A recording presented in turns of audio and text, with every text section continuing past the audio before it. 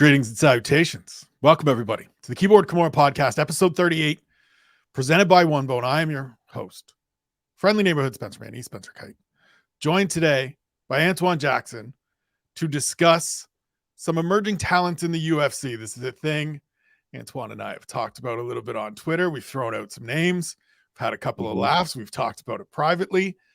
And as we got talking a couple of weeks ago, I was like, we need to just sit down and do this. We need to just chop it up. We need to get you back on the show. And so here we are to discuss some emerging talents. But before we get to that, how are you, my good friend? Man, I'm doing good. I'm doing really good. I'm fall is here now, so the temperatures are cooling down in Texas. It's not triple digits, so we're going back outside now. So we're allowed to be outside. It's okay to be out in the world. These are important things. It's okay. We were talking off air of like what it's like up here. It is autumn here as well, which means overcast and rain and a lack of natural light pouring into my office as I got all summer. But listen, as I tell everybody that's like, why don't you move back east? I would rather deal with rain than snow because I don't have to shovel rain. It just goes away. That's true. So I'm good with it. This is my favorite. I will never complain about hoodie weather. I'm always in for hoodie weather. So we are here. Yeah. But we are here today to talk about some emerging talents in the UFC, as I said off the top. So you and I have discussed things like this privately, in DMs, in text messages many times over the last few months. And as we watch events and sort of just like reach out to one another, like, hey, people are sleeping on this dude. And I think you're right about this dude. And this guy's the real deal. It made sense for us to get here and do this. One of the things I just want to lay out for people listening and watching is that we both sort of approach this and it's awesome to see. We didn't lay out any like ground rules or like guidelines of like, they can't be X, Y, or Z. We just said, let's put a list together and we haven't compared notes. I know a couple on yours. I'm sure you know a couple that will be on mine, but we just said, let's get into it. But we both took the mostly unranked individuals approach to this. We were talking about UFC fighters, mostly unranked. As I said to you just a minute ago, I've got a couple that are ranked, but they're like ranked in shallow divisions. And I still think people are sleeping on them. And over the next couple of fights, they will get into that like, oh, people are really paying attention. But since I'm well aware of one individual who is on your list, why don't we get started there? We'll have this conversation because I agree completely. The floor is yours to discuss Roman Kopylov. Roman Kopylov. I mean, if you're not on the hype train at this point, it's starting to build up. You need to hurry up and get on. Roman Kopylov, I think he's 4-2 in the UFC, and his last 4 fights have been spectacular. To put it simply, I think it was a short notice fight against Josh Friend, and he did exactly what I thought he was going to do. He got him out of there, made him look.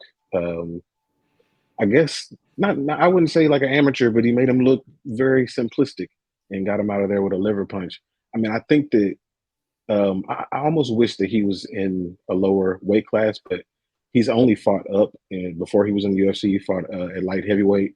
But I mean, the same buzz that I get or that I had for Shavkat Rakhmonov when he was coming up is the same feeling I get when I look at Roman fighting. I don't think that he has the same tools as somebody like a Shavkat, but that explosion, that ability to take somebody out from in a striking battle, like he's got all of that in spades.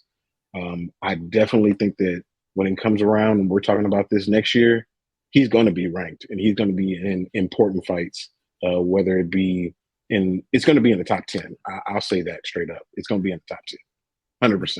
Yeah, I mean, in my opinion, he should be ranked already. We are recording this on Monday. The rankings haven't updated from the weekend, but like I look at the bottom of the middleweight division and Anthony Fluffy Hernandez, who is on a good run himself, is currently number 15. Andre Muniz is number 14. Chris Curtis is number 13. I understand that Roman Kopylov hasn't beaten a ranked opponent yet, but when you rattle off 4 wins in 13 months and they're all stoppages and they're all violent, vicious, most recent one is a complete outclassing of Josh Fremd.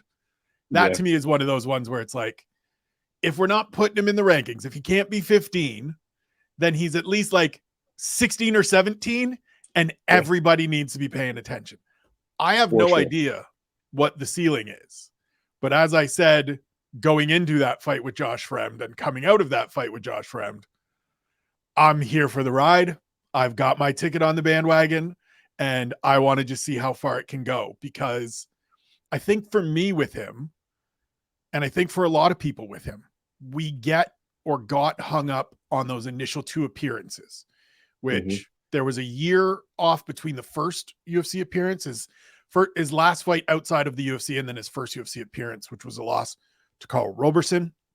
Then there was 2 years off between the second loss to Albert Duraev, where, if I remember correctly, he was coming back in the 3rd round of that fight. And it was one of those ones where we all kind of thought Albert Duraev was going to run through him, and then it got real competitive, and it was like, this is interesting.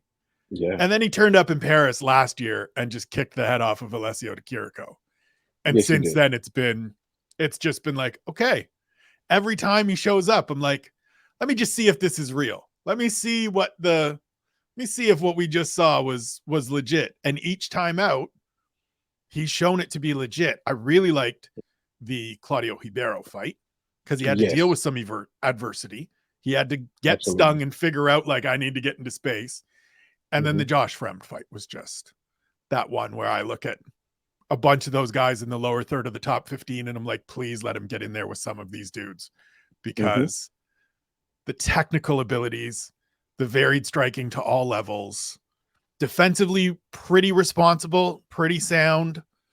Let's just see some of these fights. Absolutely. Like, I wonder when he starts to get in there with more grappling heavy fighters as he gets into the rankings, starts to move up the rankings. Like, how is that going to look? What is his defense going to look like? And is he going to be able to generate offense after defending takedowns? I do wonder about that. But if he's able to keep it in a striking area, and, you know, he's able to implore, you know, all of his ranges, and I mean, sky's the limit. Like, I can't wait to see him against Shavkat one day. Like, that's going to be a dream fight for me. Well, and I think one of the things that I've seen from his last few fights compared to those initial fights is that he's become somebody that is like, look, I don't want to grapple. And so my method to not grapple is to be active, is to go out here and be the guy that's throwing and setting the tone. Like, Josh Fremd didn't get time to ever set up, to ever reset, to ever breathe, because there was always just something. It was always just touch, whack, touch, hammer the body, throw something at you that you have to deal with, feint something. And that's one of those things that, as much as takedown defense is certainly going to be a crucial factor for him going forward, to me, that activity is a thing that I think fewer people understand and recognize as a really important weapon, almost defensively to an extent, of like, you can't get into your wrestling, you can't get into your grappling if you're constantly having to deal with me just chipping away and touching and sticking a jab in your face and kicking your leg out and never giving you a chance to reset. And I think he's recognized that and implemented that volume into his approach, which is, as we've seen over these last 4 fights, paid incredible dividends. Yeah. I mean, there's so many different ways to, I mean, that's why it's mixed martial arts. You're able to use so many different techniques in different ways. And being a striker as he is, he's taken that and done things that other strikers, like Israel Adesanya, he's more of a counter striker. He's going to wait and see what you're going to do and then make his decisions off of that. Well, Roman's going to say, well, I'm just going to dictate this fight, and I'll never let you make any decisions. And for him, so far at this point, it's been working. I'm curious how that's going to work as things progress, but I am very, very, very high on him. Yeah, it's going to be really curious to see what the next matchup is. As I look at the division, the other part of it that makes him somebody that I completely agree with this assessment of emerging talent that people should be paying attention to is middleweight is in a real interesting kind of unsettled spot right now. Obviously, we have Sean Strickland now at the top of the division. We don't Mhm. know whether we're getting a rematch there. The top end is what it is, with Dricus du Plessis and Robert Whittaker and Jared Cannonier doing his sort of Sean Strickland owes me a fight. I already beat that man, and if he wants his man card back, he's got to come and see me. But below that, we've got a bunch of interesting guys that haven't been in that top space yet, that haven't been in that upper tier, but are showing a little bit of promise, like Roman Dolidze, like Brendan Allen. Nasruddin Imavov has a big fight coming up. A guy that will be on my list is fighting Nasruddin Imavov in Ikram Aliskerov. Paul Craig is on the come up. And so there's some of those matchups that, like, let me see Kopylov entered into that sort of mix, because if he can beat one of those lower third of the top 15 guys, then the road to that top 10 and the road to that top 5 at middleweight, at least, isn't as daunting as it is in other places. That's true. That is very, very true. It's an easier division to kind of skate up the rankings. I mean, Roman Dolidze, he's matched up against Jared Cannonier, and if he gets a win there, like that puts him right back in the mix, even though, you know, he's had some setbacks. So, like the middleweight division, like you said, it's one of those divisions where you can make up for something that didn't go well pretty quickly. Yeah, 2 good wins. Even Sean. Yeah. Sean Strickland came into this year off a split decision loss to Jared Cannonier in the final fight of 2022. He headlined the first event of 2023. He said yes to fighting Abbas Magomedov, and then was in the right place at the right time. Got the title opportunity and took full advantage of it. And now he is the UFC middleweight champion, which I think is one of those sentences that if you had said it even 4 months ago, people would have been like, nah, you're crazy. Yeah. But here we are. For sure. So I mentioned Ikram Aliskerov is on my list. He is somebody I initially, when they had first announced, and I don't know whether it was pre-announced and Paulo Costa was like, I didn't sign that contract. But when he got announced to fight Paulo Costa in Salt Lake City, I was super excited, because this is a guy coming off Contender Series last year, waltzes into his debut and dispatches Phil Haas. Like, as soon as he sees Phil Haas is hurt, he puts Phil Haas away to the shadow realm. Like, no questions. We're not playing here. You're hurt. We're done. I'm getting my hand raised, and I'm facing a top 5 opponent next. He's now matched up with Nasruddin Imavov next month in Abu Dhabi. I think it is a terrific matchup to get a real sense of where this guy is. He's someone, a few months ago, I wrote a piece for OSDB Sports talking about these athletes in the UFC that are a little bit older than typical prospects, that have more experience than typical prospects, that we can just kind of fast track a little bit. Yeah. Aliskerov is one of those guys to me. Yeah, very similar to, I mean, not exactly. They don't have the same storylines as like Alex Pereira, where he was able to do a speed run of the division, but Ikram can make some strides, because Imavov is a name. He's not a massive name, but people within the UFC circles know who that is. There's a reason that Ikram was matched up against Paulo Costa, right? Because he's legit. He's flying under the radar, and I actually think that, you know, when Dana does those, if you don't know, now you know situations, like this should be one of those fights. This should definitely be one of those fights. Yeah, this is going to definitely be a scrap, and I think that, you know, even Imavov has come off of you know, some up and down situations. Either one of those men can really put a stamp on their place in the division with a win, but I think that Ikram is gonna walk out of there with a win. I would say I'm 70-30 that Ikram walks out of there with that win. I'm super interested by finish. I'm super interested in the fight. Obviously, he's a combat sambo world champion. Looked great, as I said, in the Phil Haas fight. Is just one of those guys to me that feels like he already knows exactly who he is, knows how to play to his strengths. And for someone like Imavov, who still feels like he's developing a little bit, that hasn't quite dialed all those things in, Aliskerov gets the chance to go in there, as you said, with somebody that hardcore fans know is a talent, is an emerging talent himself, has a number next to his name, has been in a main event, right? Headlined first show of the year against Sean Strickland. And so it feels like one of those opportunities. It's a massive card. where everybody's going to be paying attention. If you go out and pick up a second straight dominant performance, and then people remember, oh, by the way, they wanted to just toss him in there with Paulo Costa, who's facing Khamzat Chimaev on the same card, then we start getting the like, I think I really need to pay attention to this guy. And for me, he's somebody that kind of similar to what we talked about with Kopylov. Once he gets to that point where they are facing ranked fighters and top 10 fighters, the understanding of where these guys fit is going to ramp up real quick. And you and I are going to be, protecting our seats on the bandwagon and not wanting to squeeze in next to all these folks that are getting on late. Yeah, for sure. I mean, and also when they start moving up the card, I know that Chael, Uncle Chael, he always talks about people's placement on the card, and that actually is important because of the eyes that they get on them, the amount of media attention that they get, and the more that he moves up the card, closer to the main card on pay-per-views, or perhaps next year headlining a fight night, that's when those opportunities really start to kick in.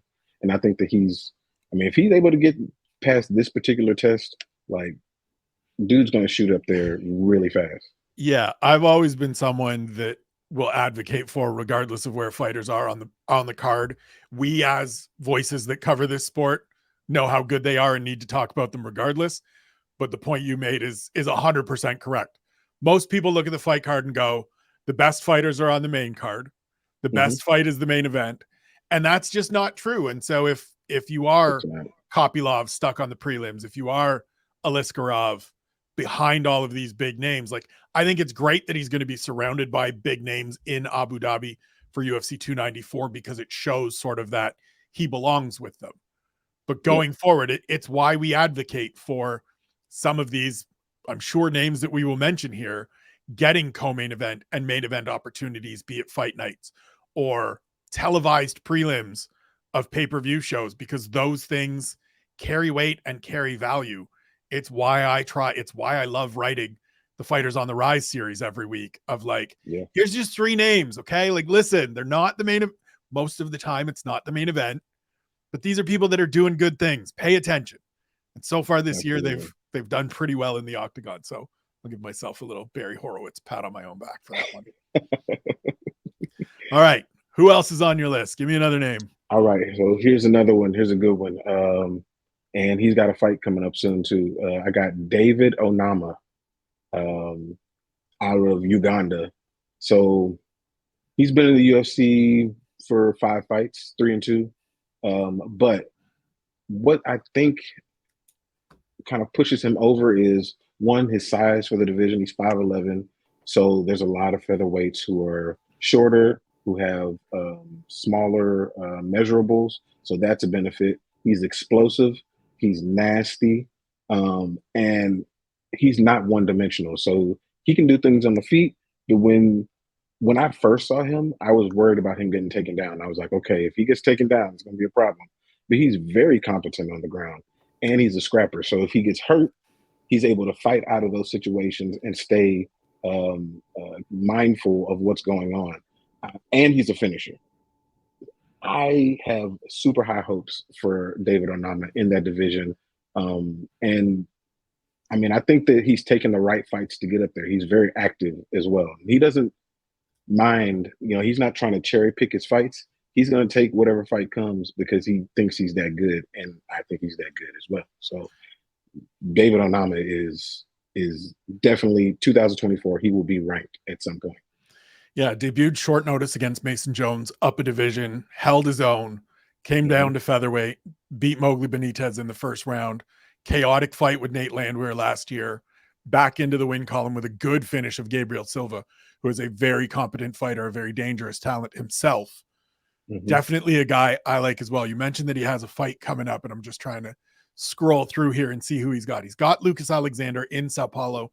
That'll be an interesting test. I like seeing when these younger guys, these kind of inexperienced guys, go on the road for one, because he fought a lot. He came up through FAC in Kansas City, in the Missouri area. He was training, obviously, at Glory MMA and kickboxing with James Krause and that crew. has moved on, understandably. Believe he's at Marathon with Trey Ogden and Miles Johns now. But this is one where it's like, okay, we're getting on a plane and we're going to his backyard, and all of those people are going to be screaming "Uva Morer" at me. We're going to find out. It really is, to me, one of those things that I want to see for a lot of emerging talents. But I agree with your assessment here that the size is a big factor. The power is a big factor. The finishing instincts. We saw it even when it's funny. I remember the fight with Garrett Armfield last year, who was competing up a division, and they had fought as amateurs in the past as well. Even when the technique isn't perfect, even when it isn't necessarily clean, he's so dangerous and effective with things that he's able to get it done. I remember talking with my good friend Harry Powell from Severe MMA about it, of like, you look at him and go, man, if you could just dial some of that stuff in, you're a real problem. And even with it not dialed in, he's a problem. And so as somebody that I think he's 28 years old, as he gets settled in, as he gets sort of established here and comfortable, absolutely agree that he can be somebody at 145 going forward that creates problems for people. For sure. I could see him, going back up as he gets older, as, his real man strength starts to kick in and it's harder to get those pounds off. Like, I could see him at 155 being an issue too. I mean, held his own with Mason Jones right out of the chute on, I believe, 4 days notice. I think he took the fight on a Monday and walked in on Saturday and was like, cool, we're just going to go. And it's a former two division Cage Warriors champion. That tells you something. Yeah. I mean, dude he's not scared of a fight. He's not here for anything but to scrap. And I can appreciate that. I see that in the way that he carries himself throughout the fight. And I mean, I think that he goes down there and I think he beats Lucas in 2. Hopefully we can refer back to this. We will hold on to this. And if you're wrong, we'll just that tape got lost. I'm real sorry. Delete that. I have a lot of those. I have a bunch of those. So some people may think this is a homer pick or a recency bias pick, but I don't care. My next name is Loopy Godinez. Now, the homer element of it is that I live 45 minutes away from Vancouver. So I have heard about and known about Loopy Godinez for a while. Ironically, I learned about Loopy Godinez through her sisters, who are world-class wrestlers, who wrestled here collegiately at the school down the block from my house. And so a friend of mine at a newspaper was doing a story on the Godinez sisters, or Godinez Gonzalez, as Anna's name is, and said, hey, have you heard about their sister who's this MMA fighter and seems to be okay? And that was my introduction to Loopy. She looked amazing against Elise Reed. I don't want to overreact because, and I say this not as throwing shade at Elise Reed, it is Elise Reed. And stylistically, it's a very favorable matchup for Loopy Godinez. But the things that I've really liked, I love that she's gone officially full on, no disrespect to the crew at Titan MMA here in Vancouver. She's gone full on, down to Lobo, down to work with Fernando Grasso, Alexa Grasso, Diego Lopez, and that whole crew.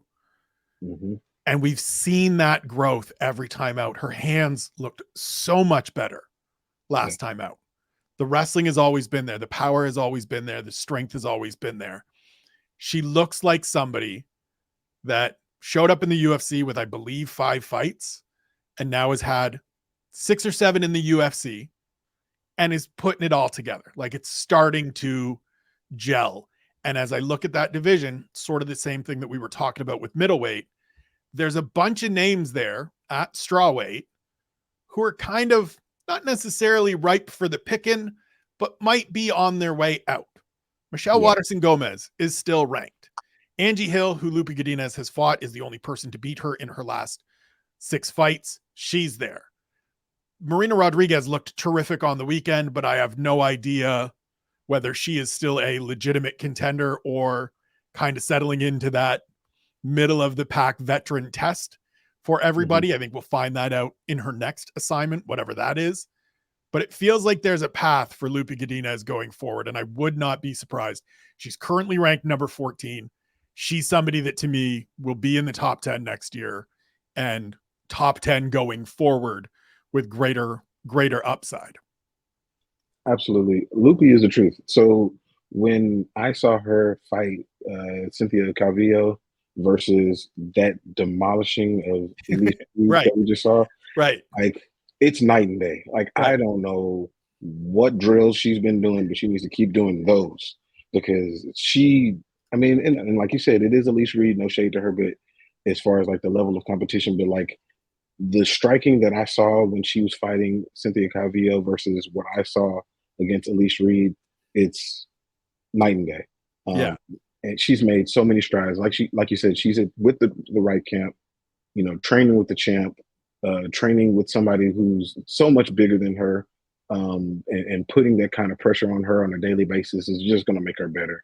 And there's a lot of favorable matchups when it comes to moving up the division. Like you said, Michelle Watterson, she might not be ranked this same time tomorrow, right. based on what I just saw.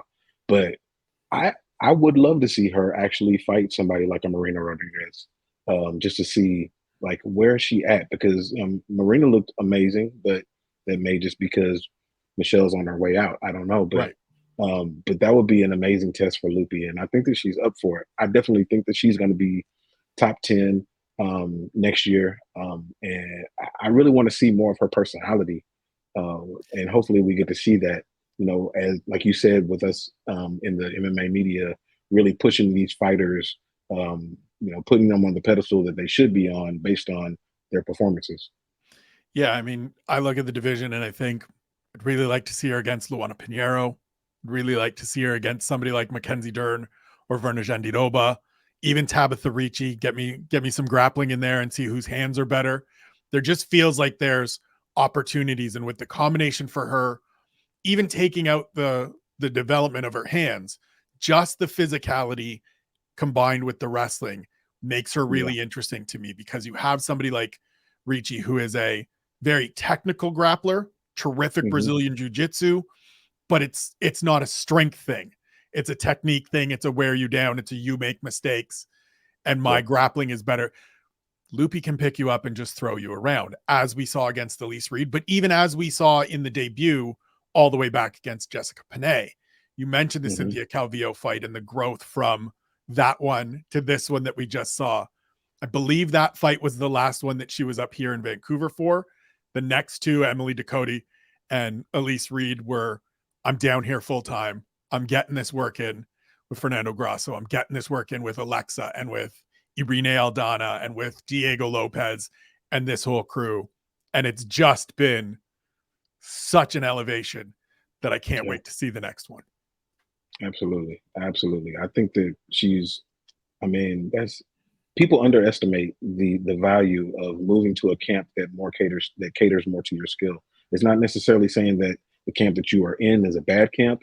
Is that you just need to be in one that's going to work for you as far as like what's going to push you to the next level. You know, i.e., T.J. Dillashaw moving from Team Alpha Male to to training elsewhere. Like that changed his entire career, and I feel like this could be something like that for her.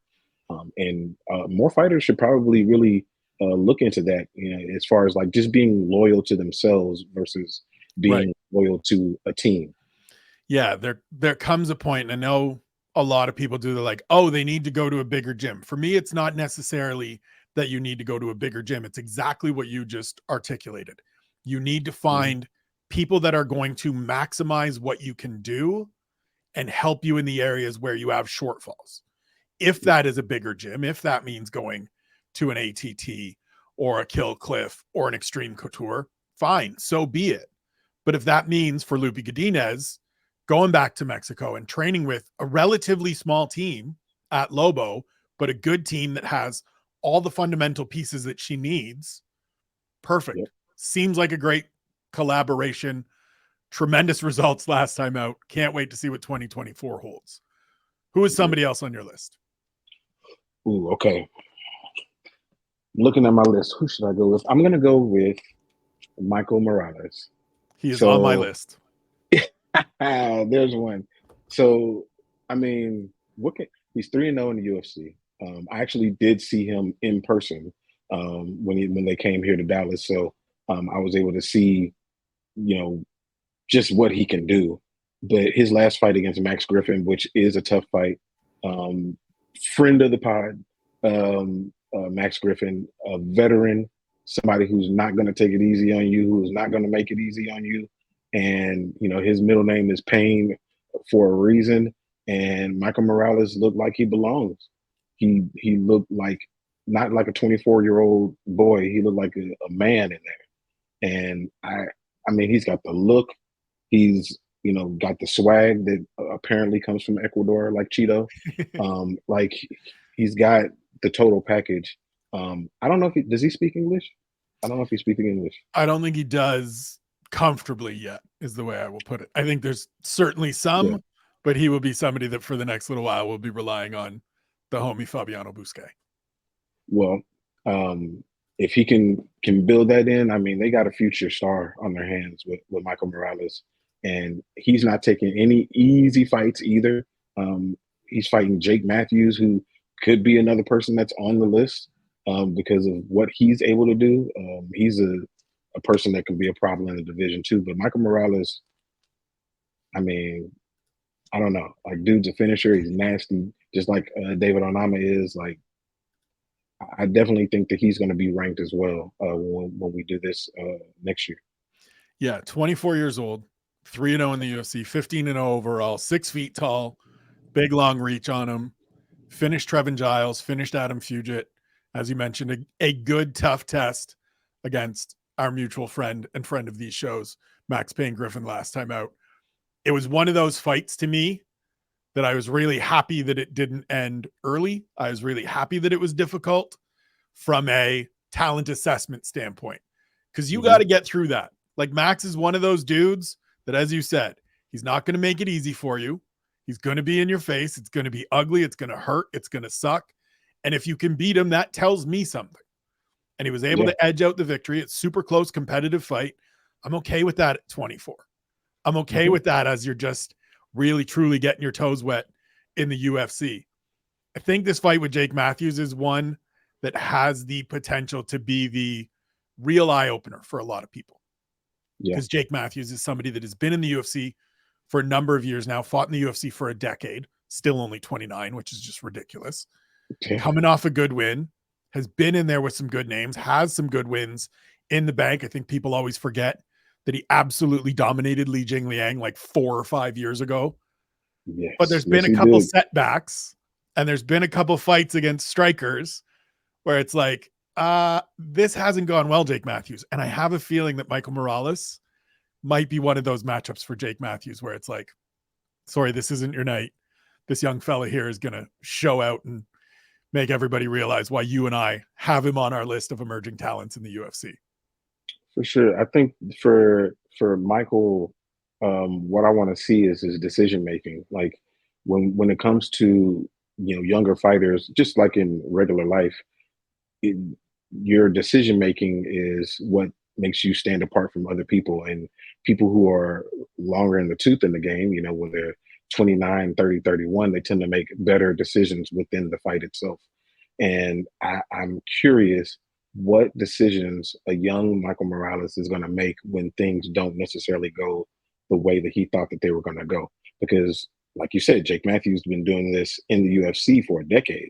Even though he's still young, he's still been doing it for quite a while. So when adversity hits, what are you going to do when that hits? And especially on a bigger stage. As things progress for him, the stage is just going to continue to get larger and larger. And so what's going to happen when Jake gets you against the cage and starts teeing off on you? What are you going to do? I think that he's going to pass that test. But we shall see. That this is why we take these tests. Yeah. Keyboard Kimura podcast presented by One Bony, Spencer Kyte, Antwyn Jackson at walk_MMA on Twitter, Making the Walk MMA on YouTube. Go follow and subscribe. They put out great stuff. We're talking about emerging talents in the UFC. We just covered one that we both share. Another one on my list, Rinya Nakamura. Ooh, that's a good one. I was the lunatic last year that got up in the middle of the night to cover Road to UFC, where Rinya Nakamura absolutely shone. dominated his way to the finals. The finals was in February on that card that was supposed to be in South Korea and then was moved to the Apex, but started on the South Korean time. So very few of us were up paying attention to it. But he shone there, won his subsequent fight last time out against Fernie Garcia. And the reason he was going to be on my list regardless prior to the last fight, but the reason he is an absolute must for me is that he said the exact right thing after beating Fernie Garcia of, guys, I want to fight for the title. I want to be the best, but please just give me patience. I've only been doing this for a couple of fights. It's only been a couple of years. Let me just get settled. This is a guy that won the under 23 world championships in freestyle wrestling, was on an Olympic track. COVID hit. Summer Olympics are getting delayed. And he went, I'm not waiting around, and moved to MMA. And in 2 years, he made it to the UFC. Guys like that. Yeah, guys like that. I think we throw around words like elite and world class a little too freely in this space sometimes. Yeah. He's an elite talent from a just base fundamental skill set. What we've seen so far, what he's got in the back pocket, he feels like an elite talent to me. I have no idea if he's going to put it all together. No idea where that ceiling rests, but I am firmly planted on the bandwagon, waiting to see every one of these fights because I think the upside is abundant. Bantamweight is tough as nails. Making headway in that division is a killer, but he's somebody that I think has the ability to get there over these next couple of years. I hope he does get that patience from the matchmakers. I hope there isn't a hustle to get this next Japanese star or someone from the Pacific Rim markets that they can have as a big star where he's hustled in too quickly. Because I think if he's given time to grow and develop, he can be somebody that is a real factor in this division going forward. Yeah, I definitely think so. I mean, he's got the right like bases. You know, he's got the wrestling. He's got submissions. I mean, anybody that finishes somebody with a key lock, they got submissions that they, you know, in their bag. He's got hands. You know, he's finished people with his hands. Like those three things. If you got those three things, those basics. I mean, Sean Strickland just showed us you can win a championship with using the basics. So, like, if they are able to slow play him like he's asking them to do, which a lot of times you don't get that. Like you said, most people want to rocket to the top. Right. But he's like, I need to learn. I need to get experience. And I think that's where the Olympic experience that he's had gives him some wisdom. You know, he's gone through that entire process and knows that it's not something that you can learn overnight. Even in your wins, which most of the wins you're not going to learn the most. You need some time to get to where you're trying to get to, and he knows that. You know, there's some different puzzles that I need to solve on my way moving up the rankings, and I want to take each step instead of trying to skip them. I can definitely appreciate that, and I agree. He is somebody who definitely has a future in that Shark Tank of the division. And there's the good thing about that is there's bantamweights who aren't ranked, who are really, really good fighters who will give him a test on the way to being ranked. So I definitely agree that he can make a move in that division. Yeah, the reason I always advocate for bantamweight as my number one division in the UFC is because of that talent, sort of how it's all spread out. You have emerging talents at every tier in terms of the hierarchy, but you also have those veteran stalwarts and those very good tests at each spot along the way. Like I can think through, even just now off the top of my head, a couple different veteran fights along the way that progress him potentially. Like he can face a Davy Grant, but then still have a test like Pedro Munoz a couple fights later that is a different test at a different tier, at a different level. And if he gets there, it's telling us different things at every step. I don't think you have that in every division. Obviously, there are some where you can find it. Lightweight, obviously, welterweight, pretty regularly. Featherweight, I think, is getting there. A couple of the women's divisions, women's flyweight is in that mix as well. But if you give this kid 2 years, if you get to, I think I said after his last fight, after his win over Fernie Garcia, he's 28 right now.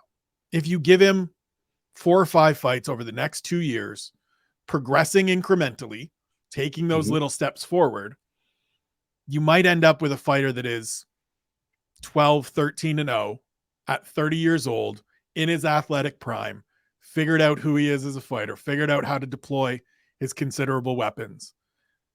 30 isn't the end of the world. Like, it's not the end of the line, especially given that he has low mileage in MMA. Could be a real problem. Really looking forward to seeing where he gets to over these next couple of years. Absolutely. Absolutely. I think he definitely has a future for sure. All right. Who is somebody else that piques your interest? So I'm going to say Felipe dos Santos. Also on my list. Okay, see, I mean, I will be honest. I have a long list, but this one was a obvious as I was going through of like, oh, hell yes. Yeah. I mean, the moment that fight started with Manel Cop, I mean, I've seen Felipe dos Santos before that, but when he got in there, it's just when you see them against somebody that Right. you know, okay, they're certified, they're stamped. Like Manel Cop is legit. You know, good word, certified. I'm stealing that. He's a top 5 fighter, and for Felipe dos Santos to go in there and look like he belongs. Yeah, he lost the fight, but it was very close, and he had a lot of moments. And unfortunately, he's going to get the stigma of the Charles Oliveira Jr. But I mean, he's his own man, and he does fight a lot like Charles, but he has his own flavor to it. And I think that whomever he's matched up with next is definitely going to feel his wrath and get that comeback. He's going to finish whoever it is. I don't care who it is they put in front of him. He's going to finish him. He's vicious, man. Like, he's looking for a finish, and that's what made Charles great. That's what's going to make him good too. Somebody who's going out there to really decapitate whoever it is that's across from him. Everything he throws is with horrible intentions, and he's clearly got some game on the ground. You don't come out of shooter box and not have a ground game. So I mean, dude's a problem. He's a problem for sure. Yeah, you're spot on with you see him in there with someone like Manel Cape that that you have that measure for, and you go, oh, this kid, like, we all thought he's going to get, like, this is too much. You're 22, You're supposed to be on the Contender Series, and now you're deciding to fly to the other side of the world to face this dude that feels like he could and maybe should be a title contender. Yeah. All the credit in the world, son, but this isn't going to go well. And then he goes out there and is like, nah, it's going to go fine. Sure, I lost, but like, the takeaway for me from that fight was that Felipe dos Santos absolutely belongs, and get him in there with somebody, maybe not even in the top 15, because I think you can slow play this a little bit. He's 22 years old. We don't necessarily need to hustle him in there, but he's already shown that if you want to, this could be somebody that we build around and continue to cultivate and grow. You mentioned that he's going to get saddled with the, Charles Oliveira Jr., Charles Oliveira Light, or Part 2. I'd take it. If I'm him, I'd take it. I'd be like, sure, cool. You want to compare me to that dude who might be the best lightweight on the planet, who went through all of this stuff to get to where he got to at 30 years old and later into his career when most of us didn't expect it to happen? I'm good with that. 15-year career in the UFC, bet, I'm in. He looked amazing. It was a tremendous performance. And if anybody watching that fight or this program now didn't come away from it going, I'm circling this name and I'm paying attention next time he fights, you're crazy. You're doing it wrong. I don't like telling people that they're doing things wrong very often, but if you're not paying attention to this kid, you're doing it wrong. He's the goods. For sure. And especially in the flyweight division that needs more people to stand out. I mean, they've got the Alexander Pantojas, they got the Morenos and Royvals, but and now since that crazy press conference, they got the Manel cops, but like, they need more people to stand out to really solidify their position in the UFC as far as their placement on cards. Because we've had that conversation before. Brandon Royval should not be fighting on the prelim card. It doesn't make sense. Yep. But with Not fighting people on the like Felipe. prelims next. Oh no, he's not. Fighting in And that co-main event for that belt. yeah, with Felipe dos Santos and just the violence that he brings and the finishing ability, like I can definitely see him infusing more lifeblood into that particular division and getting more eyeballs on it. So, like you said, if people aren't circling that name and saying, when Marcel puts it on Twitter that he's matched up against somebody, like you need to make sure that you put that on your calendar because it's going to be good regardless. Shouts to Marcel Dorf, Big Marcel, I believe 24 on Twitter. Yeah. Always breaking fight news, a guy that I go to all the time when I need to pull posters for thumbnails for YouTube and Substack. So go follow Big Marcel as well.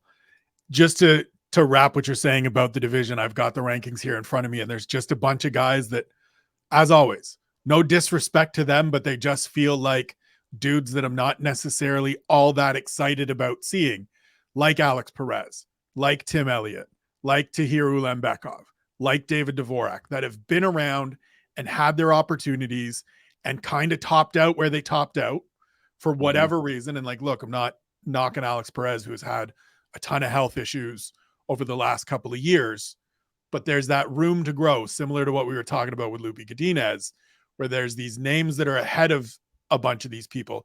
And I think there's a bunch of folks at flyweight that we could sit here and do probably 45 minutes just on flyweight, talking about guys like Tatsuro Taira and various other names in that division. Even Steve Erceg, who is ranked, going to make his second appearance in the UFC here shortly, that are on the way up, that are going to get an opportunity over these next couple of years to sort of supplant some of those stalwarts, some of those veteran names that are holding down places in the rankings, because it feels like we're at a bit of a generational shift and we're at a bit of a skill and talent shift throughout the sport. And I think we're going to see that over these next couple of years as guys like Felipe dos Santos show up on short notice and give Manel Cape a hell of a fight in Sydney.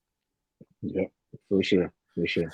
All right. One more for me. I'm trying to figure out what division I want to talk about. If there's one that we haven't talked about, I'm going to throw out just a couple of names that are like not sure, but just want to see more. Mick Parkin at heavyweight. Thought he looked good against Jamal Pogues. Looks like a natural heavyweight is the nice way I will put that.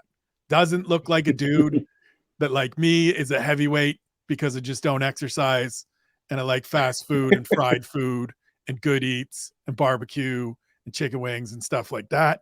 Looks like a dude that just happens to be 245, 250 pounds. Trains with Tom Aspinall and a really great crew of people, Phil DeFries over in England. Somebody I just want to see more of. As is Vitor Petrino at light heavyweight.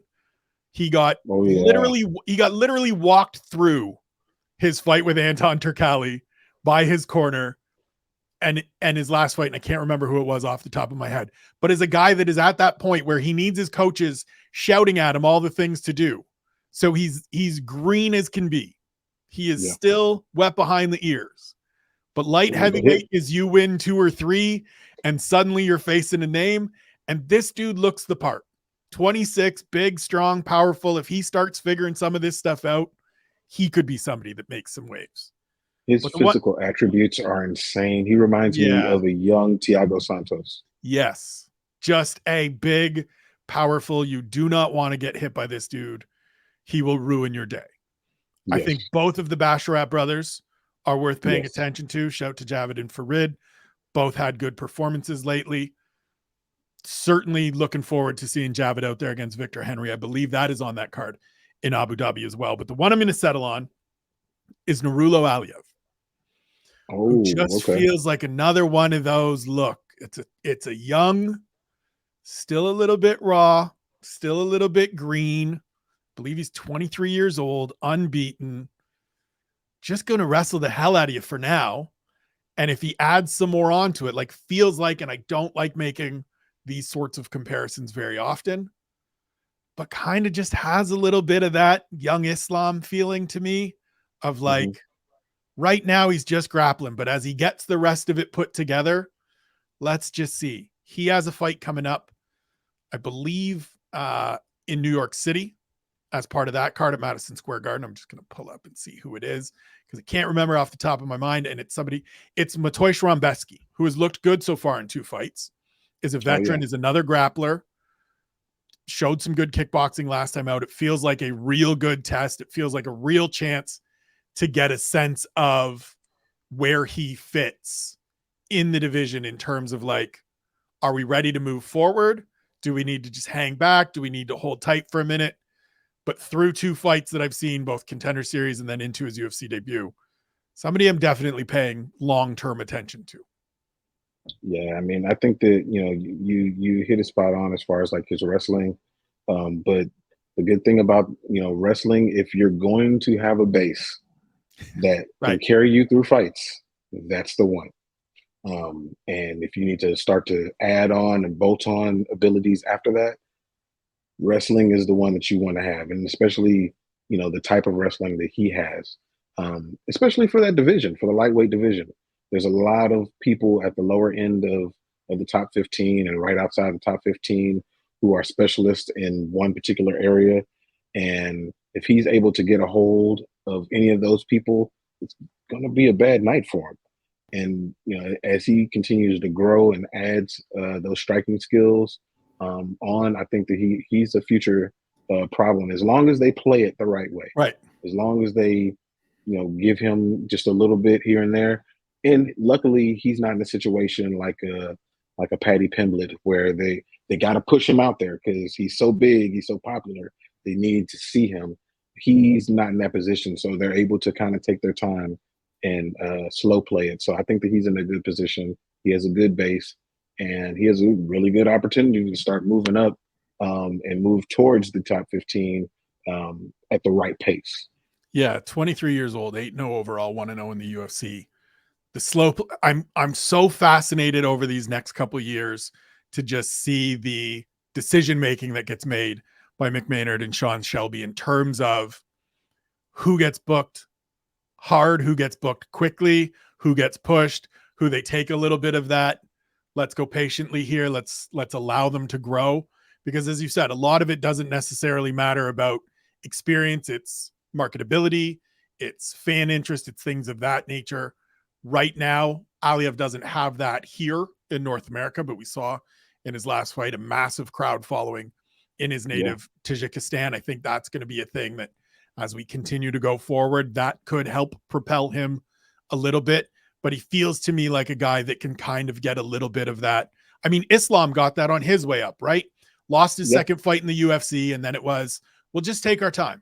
Everybody tells us that he's great, but he's not going to face the guy at the top end of the division right now in Khabib because they're training partners, close friends, coaches, all of those things. But let's just see.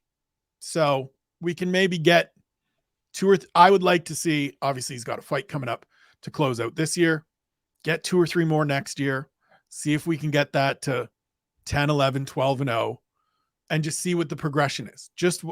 I feel like we're always in a hurry, especially with young fighters, where it's like, no, get them in there. I want to see it now. It's like everybody takes 2, 3, 4 years to get settled, to get comfortable, to figure out who they are and how to best deploy their weapons.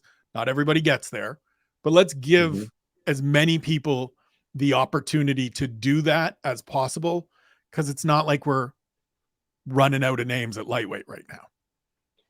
No, we're not at all. I mean, I think that a lot of fighters come in and they see the poster of John Jones on their wall and they're like, I'm gonna beat that record, and Raul Rosas, Macy Barber, like, don't put too much on yourself. Take your time and get up there when you are supposed to get up there, not when John got up there, because John benefited from things that you don't necessarily benefit from right now. Light heavyweight was a very different division, during that time for him. And so, you come in, like a Muhammad Mokaev, like, right. Yeah, you're legit, but let's take our time and see, what you have. The UFC has progressed just like everything else has. And it's a lot more minefields on the way to the top of the division than there used to be, and so it's not as easy. So I think that as long as he doesn't put those expectations on himself, and has reasonable expectations, then he'll make a reasonable rise up the rankings. John Jones benefited from being an otherworldly talent for all the different things we can say and detract from John Jones about. We always have to give him credit of, good Lord, he blew up on the scene and you were just like, this is different. You could see it right away. The talent was another level. And so you mentioned Raul Rosas Jr. there. Let's wrap with him because he's a guy that I'm so conflicted about, because I think of all the people that have shown up and said, I'm going to beat John Jones's record. I give him the greatest chance to do it simply because he has 5 years to do it, which is a lot of time to figure out all the stuff you got to figure out and progress and develop and get to the right camps and add all the right pieces. Yeah. But now 3 fights in, I don't know. Yeah. I'm not sure. I think that right now, if you were to look at him and, okay, you have to place your bet and see if he's going to break that record, I would bet that he's not. But that's not necessarily an indictment on him. I think that it's just a hard thing to do, especially in that division. Okay, that's tough in that division. But his striking, and I said this on our podcast, I thought that he was going to win that fight, but I wanted to see what he did from a striking perspective, because when he fought Christian, who is a man, he's not fighting boys. When he fought Christian treated him like he was his little brother. Right. And that's when the technical or the ability to be technical in the striking went all the way away. And he was just out there just scrapping at the high school flagpole. And that's not going to work in the UFC. And when he fought Terrence Mitchell? When he fought him, Terrence Mitchell had more issues on his side. So I feel like that wasn't necessarily a test of his striking. And that's really what I'm worried about, is his striking. Brendan Moreno said that when they were training together, his BJJ is elite. It's amazing. But you have to do so many things to get it down to your world. Ask Damian Maia. Like, it's a very difficult thing to get people down to that world. You're going to have to, in all the fights, they start standing. So if you're not able to put those pieces together, then you're going to be subject to whomever you're facing, what their skill set is. And that's not what you want to do if you're trying to become champ, especially in that division. So I think that he has to continue to put the pieces together from a striking perspective, but also a wrestling perspective. And then also just stop getting hit. Move your head, move out of the way. I know that's easier said than done, but he puts himself in the fire just on bravado, and that's going to shorten your career for sure, especially in that division. Well, the thing for me that I wanted to see going into that fight, because I felt like that was a matchup similar to you, as you just said, where this is just being handed to you. You could probably win this whenever, however you want to win this. So to me, I wanted to see if he would use that opportunity to figure some stuff out, to work on some stuff, to be a little more controlled, to be a little more reserved and strategic and tactical. And instead, they just went out there and went ham, and it was done in under a minute, and it doesn't tell me anything. It doesn't teach me anything. I want to see those Ian Gary performances from last year against Darian Weeks and Gabriel Green, where it's, I'm going to take these 15 minutes and I'm going to use them to work on some of my range. I'm going to work on some of my clinch work along the fence. I'm going to work on takedown defense. I'm going to build up my cardio and continue to get that live experience, because so far I've just run through everything pretty easily. The next fight for Raul Rosas Jr. isn't going to be a layup. This was the right decision to get him moving in the right direction. You're not going to put him on Noche UFC as one of the sort of stars of the show and big sort of centerpieces of the show against somebody that's going to beat him. He got the layup. You've gotten the get right fight. You got to slow the roll. You got to stop talking about, I can be a superstar. I'm different. I'm built different. Christian Rodriguez, as you said, big brothered you earlier this year. So don't tell me that you could be a superstar. Don't tell me that you are built different. You're on a different level, because we just saw that if you're on a different level, What's that man? What's that dude? Because he handled you. It wasn't close. So just go to the gym, work on the stuff, stop talking, and come and show me something. Not against Terrence Mitchell. Not against the guy that's beating up cans in Alaska. Show me something against one of these dudes that means something, because this is a division, as we talked about earlier with Rinya Nakamura. There's those veterans that you can measure yourself against at every point along the way. There's also a whole bunch of other young kids that are coming up along the way that will happily make you feel terrible about yourself if you want to go in there and mix it up with them. So be careful what you're asking for, but careful what you're calling yourself as you get going forward here, Raul Rosas Jr. I wish you the best of luck, but be careful. For sure. Because, like, if he did any of that against someone who's not ranked but is good, like Drew Dober, dude, that's absolutely not going to work for you. Drew will knock you out of the ring. You can't do that. So, yeah, like you said, go back to the gym, work on your skills, work on your setups, work on your feints, work on all of those things, and then come back against somebody legit. And, let's see what you've learned. But I mean, even just looking at other fighters in the bantamweight division that have kind of a comparable number of appearances in the UFC. Raul Rosas Jr. against Garrett Armfield. Garrett Armfield boxes the face off of him. Oh, yeah. Just goes out there and boxes him up. Put him in there with a veteran like Cody Gibson. I'd be interested in a test like that.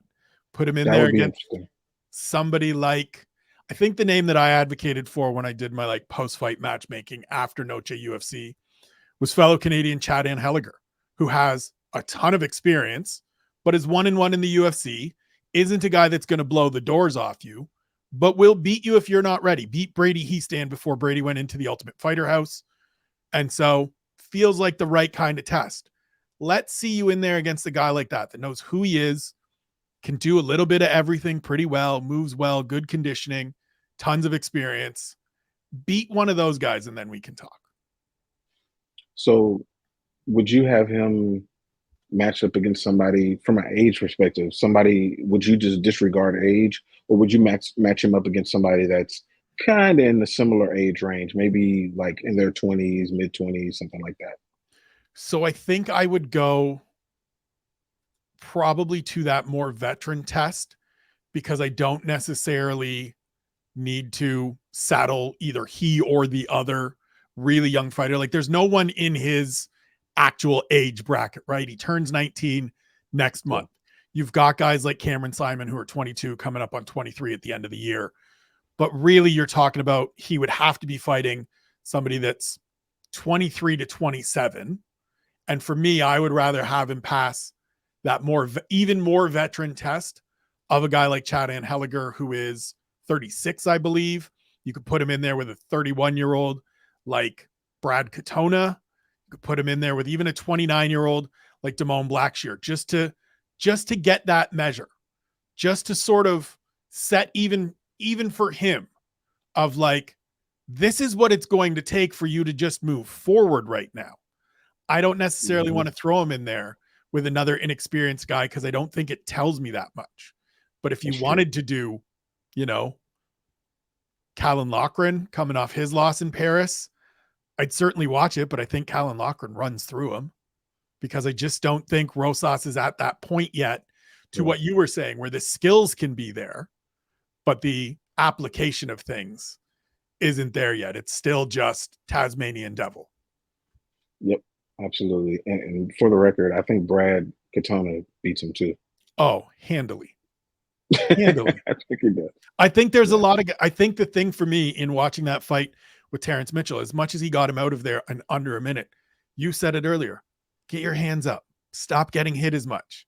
If you're as good as you say you are, don't rely on your chin. Don't rely on your ability to eat shots.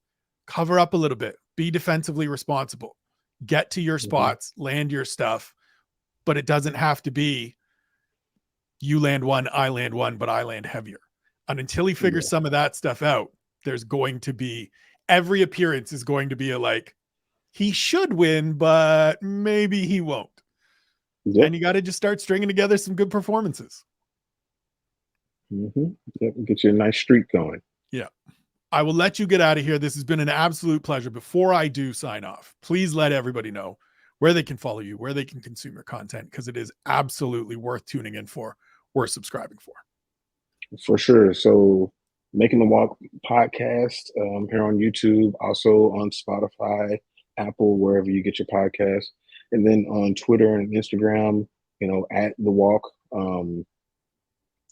Easy to find. I'm always in the mix, always talking, always commenting, always making people laugh. So, find me or I'll find you. So I will include yeah. all of those links in the show notes. Go find Antwyn. Go find the stuff he's putting out. It's good stuff. This has been amazing. I appreciate you jumping in. We will certainly do this. I want to do this. Let's do this every few months for sure. Of just, we get an off week, we get a Monday where we don't have a ton to talk about. Let's sit down. Let's talk about some emerging fighters. Let's talk about whatever's on our mind. I really appreciate you jumping in. For Antwyn, I'm Spencer. This is the Keyboard Kimura podcast presented by One Bone. We'll talk to you next week.